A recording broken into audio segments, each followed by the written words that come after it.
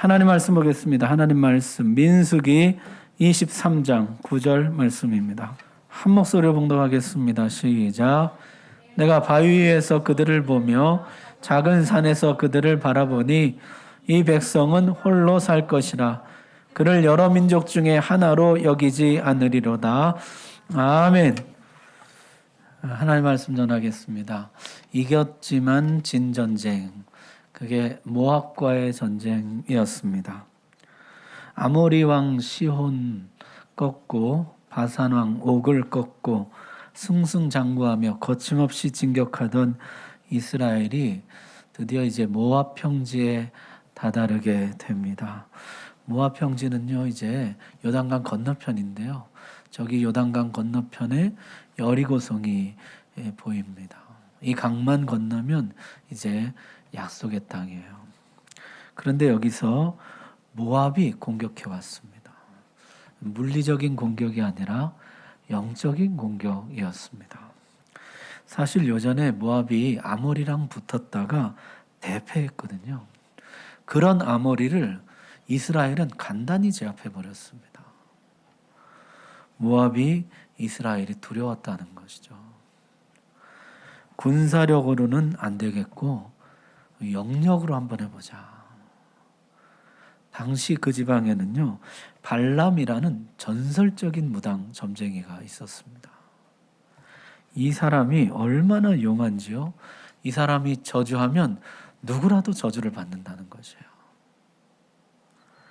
발람을 데려다가 이스라엘을 저주하자. 모압이 잘못 판단한 것이죠. 이스라엘이 강한 것은 60만 대군, 강력한 군사력도 있겠지만 진짜 이스라엘의 강함은 어디에서 옵니까? 여호와 하나님께로부터 오거든요. 여호와 하나님이 그들 중에 계셔서 그들을 애굽에서 건져내시고 40년 광야를 인도해 주시고, 그런데 그런 하나님을 상대로 영력으로 해보겠다. 완전히 오판이었죠. 발람을 부르러 보냅니다. 모압 땅에서 발람이 사는 부돌이라는 곳까지요, 약 650km입니다. 20일 이상 걸리는 거리이죠. 그런데 지금 가깝고 멀고를 따질 때가 아니에요. 고관들로 사절단을 꾸려서 보냅니다. 고관들이 발람을 만나서 자초지정을 설명한 후에 부탁합니다. 와서 이 백성을 저주해 주시오. 복채는 얼마든지 내겠소. 발람은 평소 하던 대로 오늘 밤 이스라엘의 신께서 뭐라고 말씀하시는지 한번 들어보자. 그날 밤 하나님이 말씀하셨습니다. 22장 12절에 보니까요, 하나님이 발람에게 이르시되 너는 그들과 함께 가지도 말고 그 백성을 저주하지도 말라. 그들은 복을 받은 자들이니라. 저주해 달라 그랬는데요, 하나님은 오히려 이 백성은 복을 받은 자들이라 그렇게 말씀하십니다. 저주하지 말라, 가지도 말라. 라반에게 나타나서 야곱을 해하지 말라 하셨던 하나님이 아비멜렉에게 나타나서 사라를 범하지 말라 막으셨던 하나님이 여기서 발람에게 나타나서 이 백성을 저주하지 말라 막으십니다. 이 백성의 신이 막으시니 나는 못 간다 거절했다는 것이죠. 모압 왕은 애가 탔습니다. 보통의 무당들이 그렇듯이 지금 이 거절이 몸값을 높이려는 수작이라고 생각했어요. 그래서 더 높은 고관들을 더 많이 보냈습니다. 제발 와달라. 어떤 요구라도 들어주겠다. 필사적으로 발람에게 매달렸습니다. 이게 모압한 삼고초려이죠. 제발 와서 저주해달라. 그러자 발람이 그럼 오늘 밤 여기 하루 더 있어보라. 발람은 신들을 다루는 데 능숙합니다. 치성을 들여서 신들의 뜻을 바꾸고 그들의 저주를 복으로, 복을 저주로 바꾸는 데 능란합니다. 발람은 여호와도 자기가 능히 다룰 수 있을 것이라 생각했어요. 하나님 그 밤에 말씀하십니다. 그렇다면 가라. 그렇지만 내가 너에게 주는 말만 해야 된다. 다음날 아침 발람은 신이 나서 길을 나섭니다. 모든 일이 순조롭게 진행됐습니다. 그런데 나귀가 말썽을 피우는 것이에요.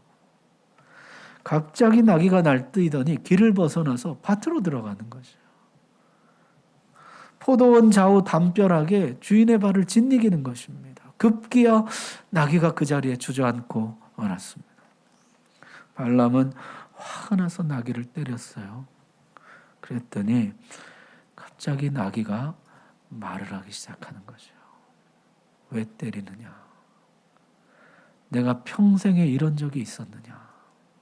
없었다. 그럼 알아차렸어야지. 지금 뭔가 비상한 상황이 전개되고 있다는 것을 알아차렸어야지. 지금 뭔가 예사롭지 않은 일이 벌어지고 있다는 것을 알아차렸어야지. 그렇게 용하다면서. 그때 하나님이 발람의 눈을 여십니다. 앞에 여호와의 사자가 칼을 들고 서 있는 것이죠. 발람은 놀라서 그 앞에 엎드려졌습니다. 나귀가 아니었으면 너는 죽었다. 발람이 지금 자기가 영적으로 제일 밝다고, 영안이 제일 밝다고 자타가 공인하는데 실상은 나귀만큼도 못 보는 것이에요. 나귀보다도 어두운 것이에요. 가서 내가 너에게 주는 말만 하라. 발람 아마 평생에 처음 있는 일이었을 것입니다. 여호와는 진짜 신이구나. 이게 내가 다루던 신들하고는 전혀 다른 신이구나. 발람은 두려워 떨었습니다. 이제 오나 저제 오나 기다리다가 발람이 도착했다는 소식에 모압 왕은 버선발로 국경까지 뛰어나갑니다. 그런데 발람이 오기는 왔는데요. 기가 팍 죽어서 온 것이에요. 내가 오기는 왔지만은 하나님이 주시는 말씀 외에는 나는 못합니다. 예전 같으면요. 오냐 내가 다 저주해주마. 걱정하지 마라 그랬을 건데 지금은 하나님에게 완전히 압도된 상태입니다. 자, 이제 4번 저주를 시도하는데요. 그런데 하나님이 4번 다 정반대의 말씀을 주세요. 발람은 하나님이 무서워서 사수를 부리지 못하고 주신 말씀 그대로를 말할 뿐이었습니다. 자, 첫 번째 예언은 이것이었어요. 같이 한번 읽어봅시다. 시작. 하나님이 저주하지 않으신 자를 내가 어찌 저주하며 여호와께서 꾸짖지 않으신 자를 내가 어찌 꾸짖으랴. 내가 바위 위에서 그들을 보며 작은 산에서 그들을 바라보니 이 백성은 홀로 살 것이라.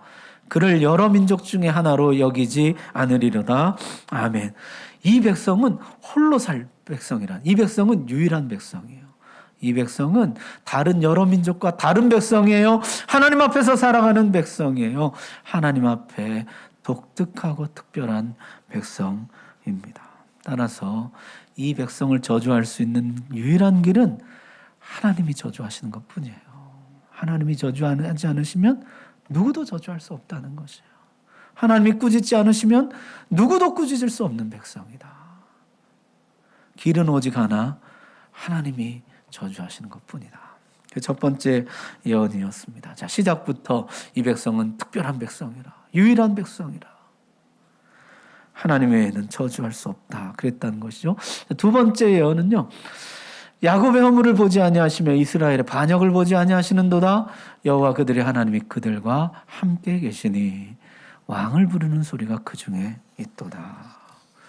아까 첫 번째 예언에서요. 이 백성을 저주할 수 있는 것은 오직 하나님밖에 없다 그랬잖아요.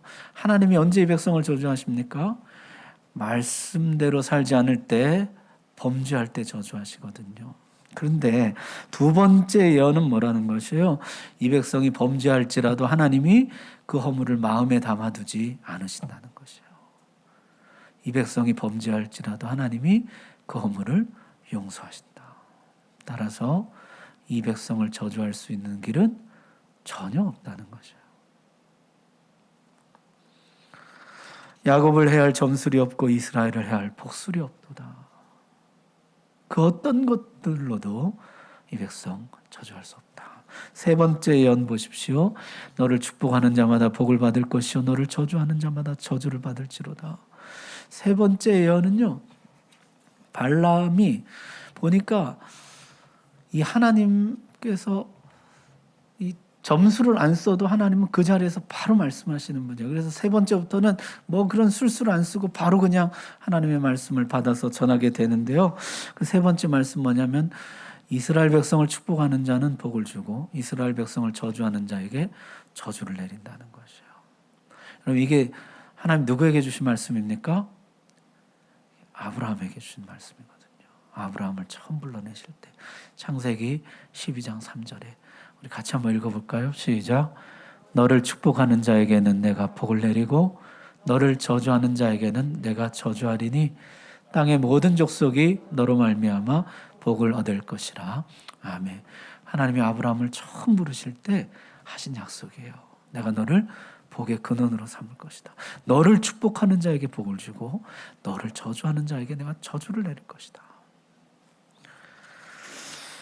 자, 이 백성이 어떤 백성인지 발람이 진정으로 깨닫게 된 것이죠. 이 백성은 하나님의 백성이요, 유일한 백성이요, 하나님이 그 허물을 용서하시는 백성이요, 복의 근원이 되는 백성이에요.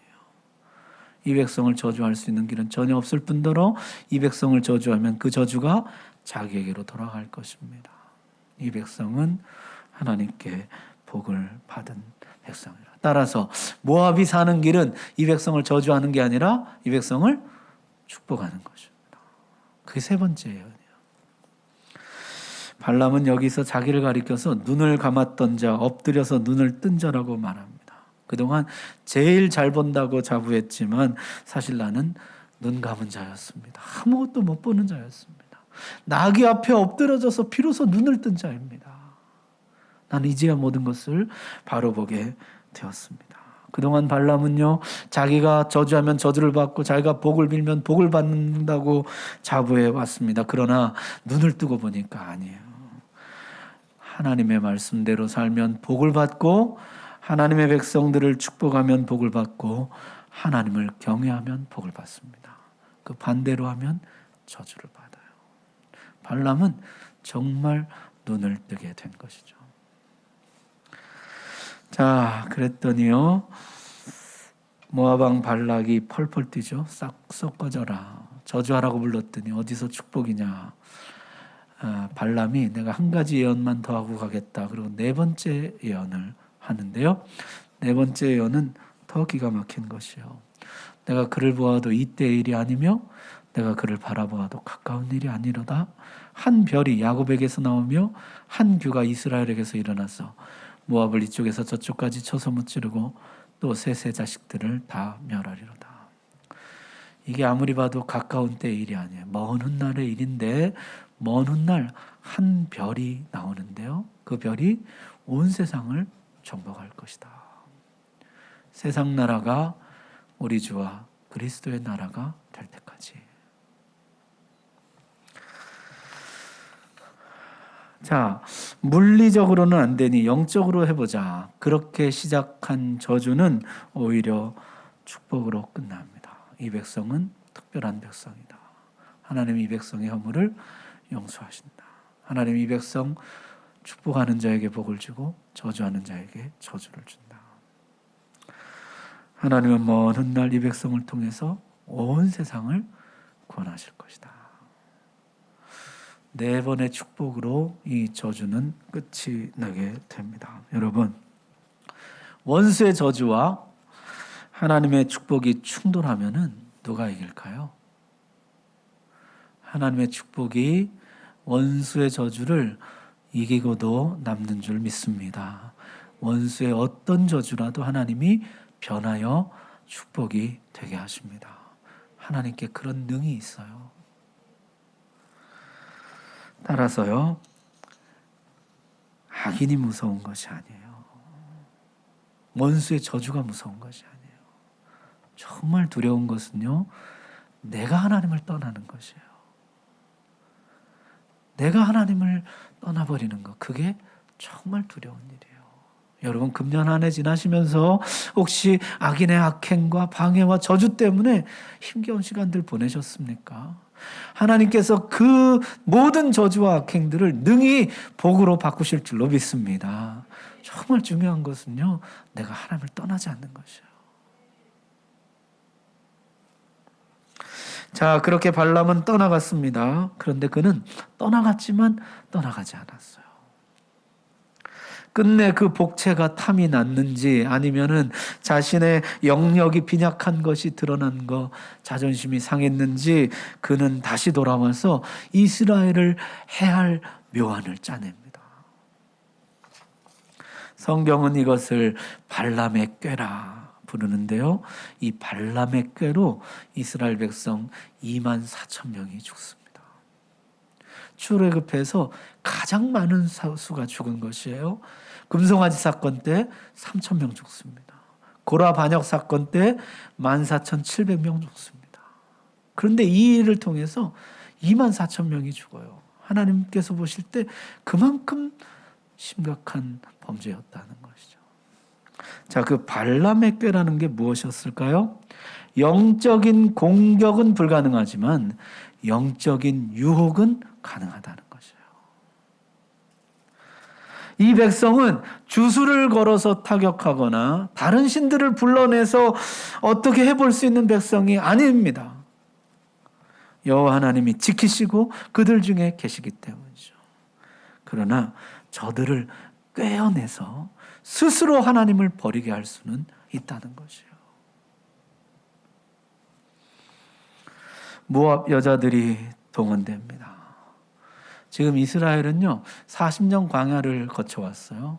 옷 한 벌, 신발 하나로 버텨왔습니다. 어떤 여성적인 매력이라기보다는 뭐 전우의 동지의 이런 걸로 이제 하나 됐겠죠. 제가 얼마 전에 제 아내한테 전우회로 산다 그랬다가 얼마나 구사리를 먹었는지. 그런데요, 이 모압 여자들은요 가나안 문명의 화려한 조명 아래 나타났습니다. 이스라엘 남자들을 유혹해서 음행에 빠지게 했어요. 그리고 그들을 모압 제사에 초대했습니다. 하와가 주는 선악과를 거절하지 못했던 아담으로부터 시작해서 끝내 들릴라의 무릎에서 벗어나지 못했던 천하장사 삼손, 골리앗은 이겼지만 밧세바는 넘지 못했던 다윗까지 남자들이 여성을 거절한다는 것은 쉽지 않은 일입니다. 발람과 군대가 하지 못한 일을 모압 여자들이 해내고 있어요. 이스라엘 남자들이 모압 제사에 나오기 시작했습니다. 그리고 모압 신에게 절하고 마침내 바알과 연합하게 되었다. 모압 여자로 시작했지만요, 끝에 가면은 바알과 연합하게 됩니다. 이게 원수의 전략이에요. 돈으로 시작했지만은 끝에 가면은 만몬과 연합하게 됩니다. 재물로 꿰어내서는 끝내는 하나님을 떠나게 만드는 것이에요. 뭘로 시작하든지 그 끝은 항상 하나님을 떠나는 것입니다.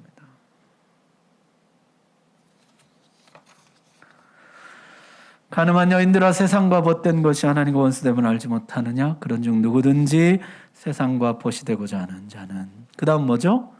스스로 하나님과 원수되는 것이니라.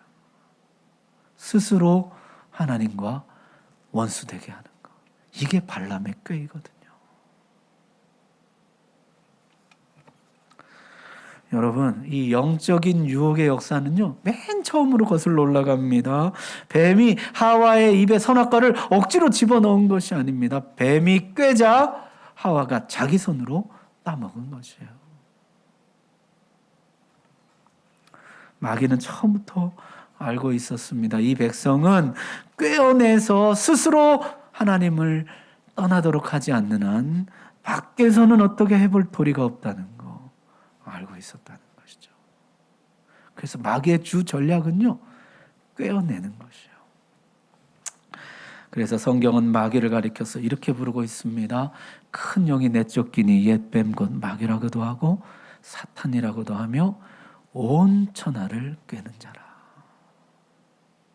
그는 꿰는 자예요. 계시록에 보면요, 7교회에 보낸 편지가 나오는데 그 중에 버가모 교회라는 교회가 있어요. 그 교회 주신 말씀 중에 이런 책망이 있습니다. 내게 발람의 교훈을 지키는 자들이 있도다. 이 버가모 교회 안에는요, 발람의 꾀를 따르는 사람들이 있었다는 것이에요. 그게 뭡니까? 신전 축제, 수호신 행사, 무역조합 제사에 참여했다는 것이죠. 이들의 변명은 이것입니다. 누가 신앙 버리래? 신앙은 신앙대로 가지고 있고 여기도 참여하라고. 세상 혼자 살아? 어울려 살아야지. 그러면서 슬금슬금 신앙을 잃어버리고 말았다는 것이에요. 여러분, 사막의 낙타 이야기 아시죠? 머리만 좀 집어넣게 해달라. 그래서 허락했더니요, 조금 지나니까 앞발만 좀 넣게 해달라. 너무 추워서 그랬는데 몸 반만 좀 집어넣게 해달라. 결국에는 주인을 밀어내고 낙타가 천막을 다 차지하게 되죠. 슬금슬금 들어와서 마침내 나를 삼켜버린다는 것이에요. 그게 발람의 꾀예요. 솔로몬도 그랬죠. 1000명의 아내를 두고 처음에는 그들이 자기들이 섬기던 우상을 들여오는 것을 용인합니다. 그 다음에는 그 우상 신전을 지어줍니다. 그리고 끝내는 솔로몬이 우상 숭배에 참여하게 되는 것이에요. 어떻게 해야 될까요? 단호함이 필요하다는 것입니다.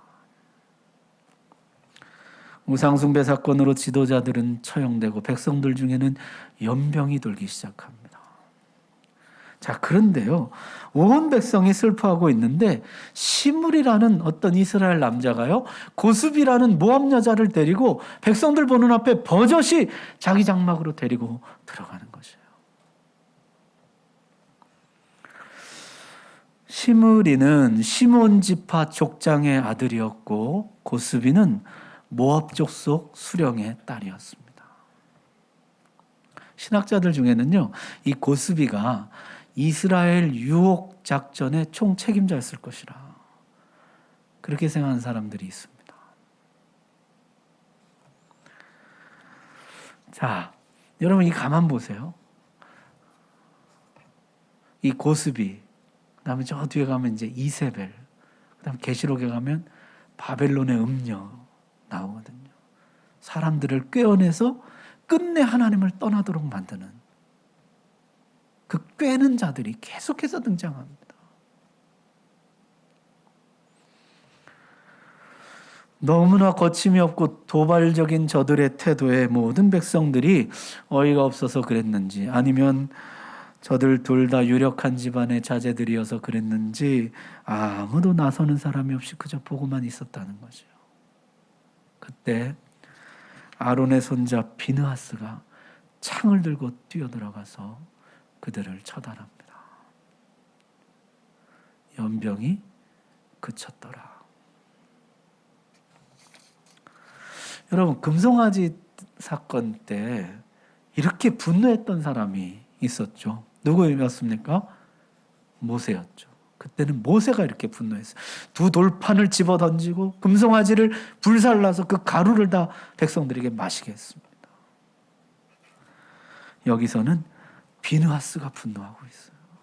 그들로 하여금 자기 죄값을 치르게 합니다. 하나님은 재앙을 멈추시고 비느하스를 축복하십니다.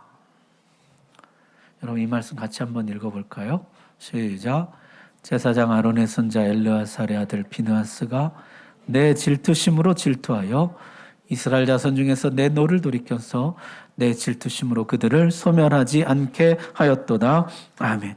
하나님의 칭찬이 무엇입니까? 비느하스 속에는 내 질투심이 있다는 것이에요. 하나님을 향한 질투심이 있는 것입니다. 백성들이 하나님을 버리고 우상을 숭배하는 것을 견디지 못하는 마음이 그에게 있었다는 것이에요. 이 백성들이 하나님을 떠나는 것을 견디지 못하는 마음, 이 백성들이 죄 짓는 것을 견디지 못하는 마음이 그에게 있었다는 것이에요. 그가 내 질투심이 그 속에 있다.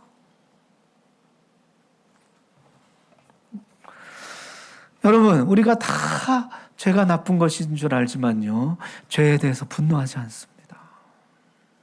만인제사장 그러지만요, 죄에 대해서 분노할 줄을 몰라요. 제사장이라는 것이 좋아요 그게 다가 아니에요. 그 속에 질투심이 있어야 돼요. 하나님이 주신 질투심이 그 속에 있어야 돼요. 죄를 하나님의 마음으로 보고 느끼고 견딜 수 없어 하는 그 마음이 그에게 있어야 하는 것이죠.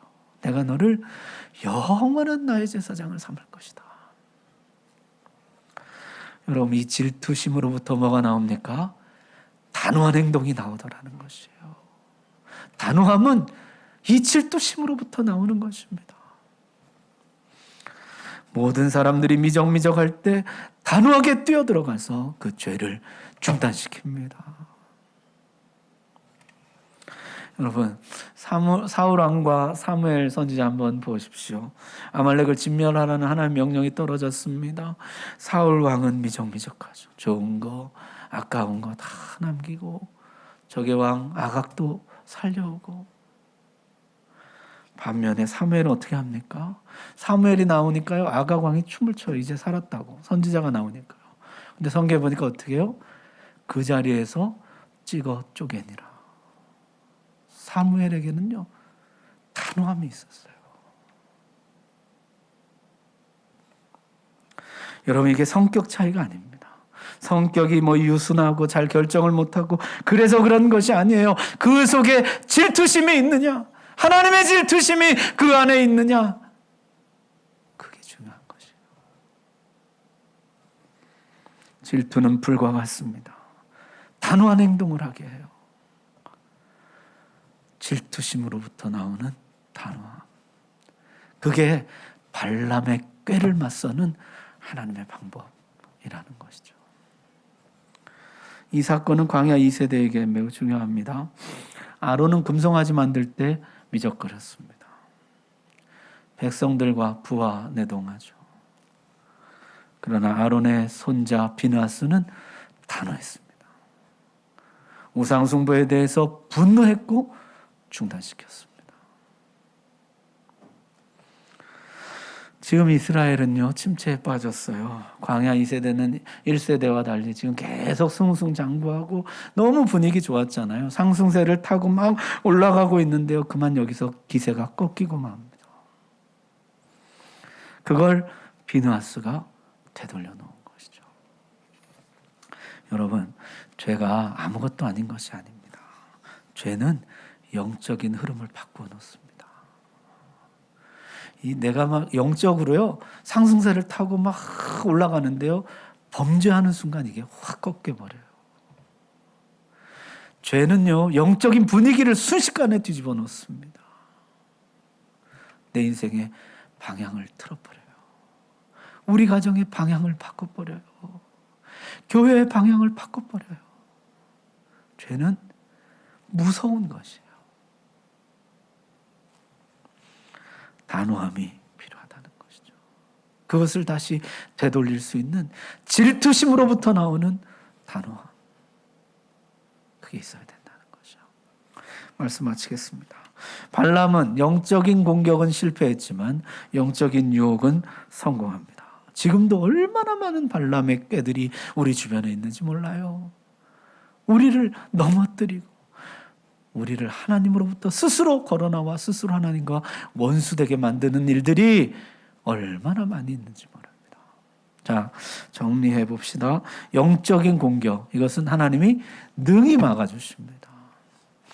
저들의 모든 저주, 악행, 방해를 다 축복으로 바꿔주십니다. 두려운 것은 원수가 아니라 내가 하나님 떠나는 것이에요.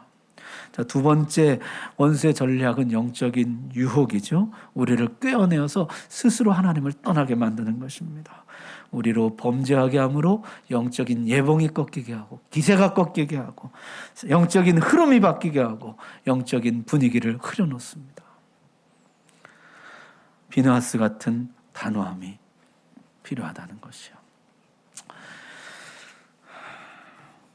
오늘 금년도 마지막 주일인데요. 하나님, 내 안에 하나님을 향한 질투심을 허락해 주옵소서. 그 질투심으로부터 나오는 단호한 행동을 주셔서 죄를 중단하게 하시고 영적인 흐름을 바꾸게 하시고 영적인 분위기를 바꿔나갈 수 있게 해 주옵소서. 오늘 말씀 여러분의 말씀으로 받으시기 바랍니다. 기도하겠습니다.